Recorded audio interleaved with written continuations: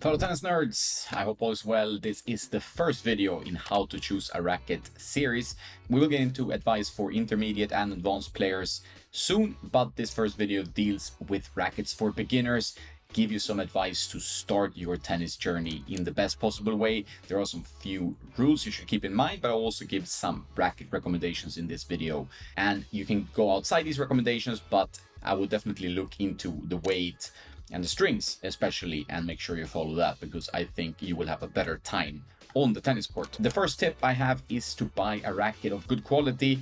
Don't cheap out by going to a sports store and getting the cheapest one. It will not be fun to play tennis. The racket will lack stability. You might have issues with comfort. It might break very quickly. It will make the sport less fun. I'd rather go on a used site, eBay, Wallapop, Blocket, all these used sites in the country you live in, and get a quality racket second hand. That's a better idea. Make sure it has no cracks, as some people are idiots and selling rackets with cracks on different sites. I've seen that, so make sure there's no crack in the racket. You can also go to Tennis Warehouse Europe, or Tennis Only, for example, and check outgoing models that are 1-2 years old and are now outgoing. They will be kind of half price. You can make a bargain. The rackets are still great. No need to get the latest tech. It doesn't make such a difference, especially for beginners. So that would be one key tip. Don't cheap out. Don't get the wrong racket. Start with a good quality model that you can build on. It will make the game more fun, and you will not have to buy a new racket that quickly. You can keep this racket for a long time depending on how much you play. So that's tip number one. There are also a few things you should know about tennis rackets that can make things easier. There are a few specifications that they list. One is head size. This is a head gravity. It's a lighter model called MP Light. You should generally look for light or team in the title, something that is lighter for you, or if it has a head size in the title, like 108 or 105, that would be great for beginner players. Don't go all the way up to 110, 120. I think this will be a bit much. It will be tougher to swing it. That's really a veteran racket for doubles players and kind of a small demographic. I would rather stick within 100 to 110 max square inches. Don't go below 100 square inch racket, because it will make it more difficult to hit the sweet spot and it will not make it as much fun to play tennis. Tennis is difficult enough, so we need a racket that makes tennis easier. And weight is one key thing that's usually listed somewhere on the racket, either up here in the hoop or here on the throat, and you can check the weight. In this case, this is a 280 gram racket. This is unstrung, so strings add about 20 grams, and so you would have to add that in your head. That's around 9.9 ounces. And that's kind of a perfect weight for a beginner. You can go all the way up to 300 grams, but that could be on the higher range then. So that depends if you're like a strong guy and are used to playing racket sports and now getting into tennis. But if you're like a petite girl that want to get into tennis, but you don't have a lot of sporting history, then I would go on the lighter side, maybe 270 grams, 275 grams. But 280 here, 9.9 ounces, that's kind of a perfect beginning racket weight. I don't think you should go too extreme in either case, because hopefully this will be a journey you start on and you will keep improving, and then you can just upgrade the weight of the racket but still get the same kind of feel and vibe from the racket that you had when you started your tennis journey. And balance point, you don't really need to care about. It's how the racket balances. That is usually fine for beginners. Don't worry too much about that. Don't worry about the beam width, how thick the beam is. That does not really matter for you anyway. String pattern is generally 16-19. This mains is what is listed first. That is 16 here. And then the crosses, they're usually more of those, are 19 in this case. That would be the standard string pattern.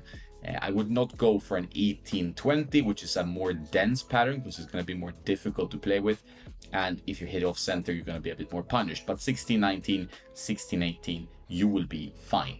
So that is good to keep in mind. You don't have to worry about swing weight, how heavy the racket is to swing.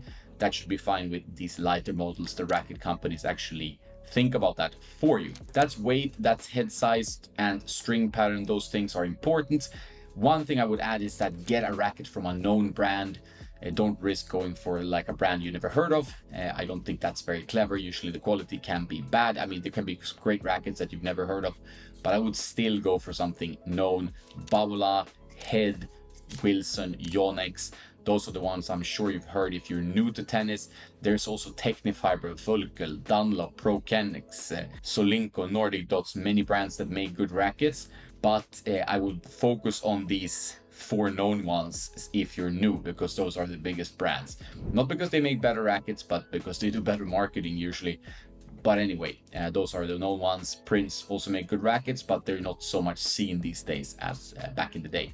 From Babla, you should look at rackets called Light or Team, or if they have the number in the name, like the 107 is a good beginner racket from Babla. For that, you could go for the Pure Drive, which is the blue one, or the Pure Arrow, which is the yellow one, and you'll be fine. So Light, Team, or if it has 107. I wouldn't go up to 115, even if a coach tells you, because I think this is too large of a head size and it will affect your game, and it might be tougher than to transition to normal rackets. So Team or Light, look for those words.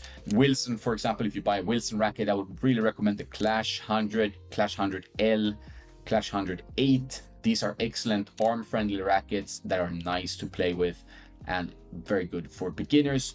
Check for an outgoing model to save money, always a good idea. For head, the Head Boom Team or the Head Boom Team Light are excellent choices. Obviously the Gravity Team, also very good choice. Yonex, they have a beginner line called Astral, but I would still go for a known line that you might see on TV called the E-Zone.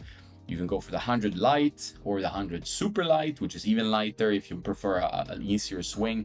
But they also have the E-Zone Ace, which is their budget-friendly racket. It's 99 bucks. I have not tested this racket. I don't know if the quality is up to scratch with the rackets that cost 200. Generally, I would stay away from the budget rackets, but maybe this one is good and maybe someone can confirm. So those are some tips, some names of rackets that you should go for. One thing I want to mention is the strings. That is almost as important as the racket. Many rackets come pre-strung. In this case, it's with Head Lynx, which is a pretty soft, good string for beginners. That is fine.